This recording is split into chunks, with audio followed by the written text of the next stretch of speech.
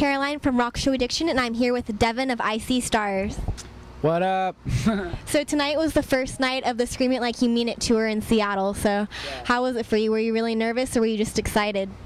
No, I wasn't nervous. I was really excited, that's for sure. There was a lot of kids, and it was a good time. It was really hot in there, and kids were awesome, and yeah.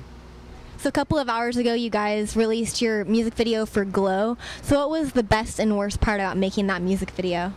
What was the worst and best part? Yeah. I don't know. I can't say there was really a worst part.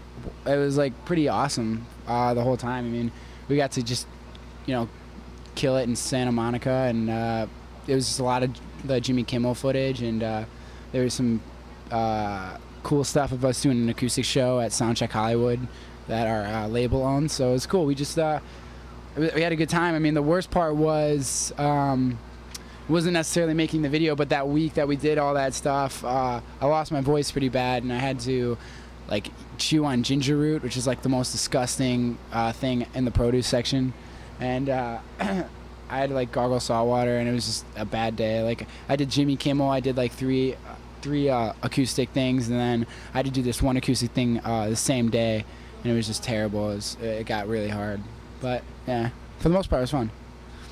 So speaking of that, so far this year you guys have played the AP tour, Jimmy Kimmel, like the Zoomies couch tour and everything. So what would you say is your biggest accomplishment this year? The biggest accomplishment this year was coming out with a new record, and we got to see a lot of the world. We went to Brazil, we did Australia, we did the UK, we did Indonesia, and we did a full US tour. And the year's only halfway gone, so I would say that's all. I mean, we pretty much have been killing it this year so far. We're on another full US tour, so it's like just nonstop. Definitely.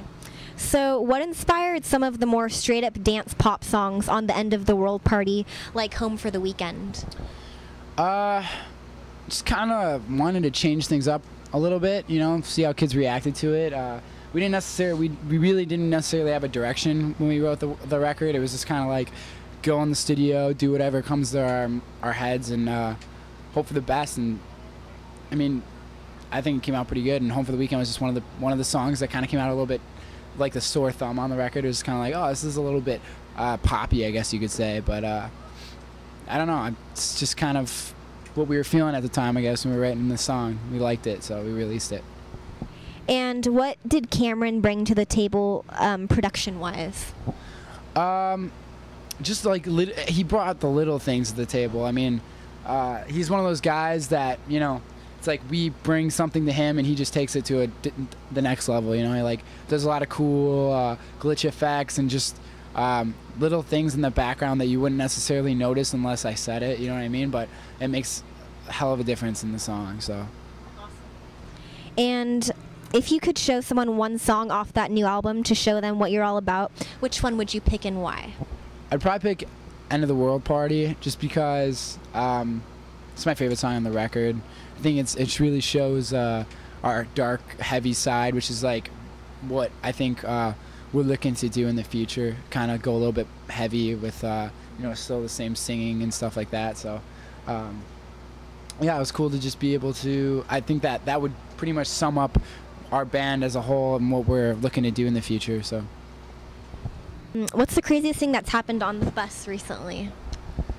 Our guitar player threw up all over the bus last night while we were driving, just stuck his head out the window and got it all over the side of the bus, so we had to clean it. Yeah, you could say that. Definitely partying too hard.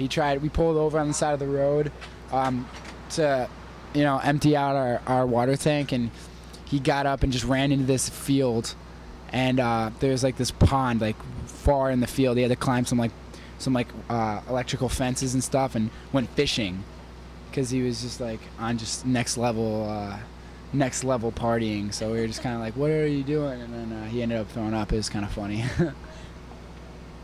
So what's the coolest fan experience you've ever had?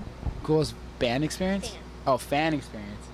I think it was crazy when these Japanese girls came to a show and said that they flew from Japan to see us. Just kind of like, they just said that they didn't know if we'd ever come, and they wanted to come and see us before they said before we broke up, and I was like, I don't think we're ever gonna break up. So, but thank you for coming. It was cool. You guys never gone to Japan yet? Not yet. I heard it's awesome though, so we'll probably be there. Yeah, you Probably guys go gotta there go soon. for there. Yeah, definitely. And then lastly, tell people why they should check out Icy Stars.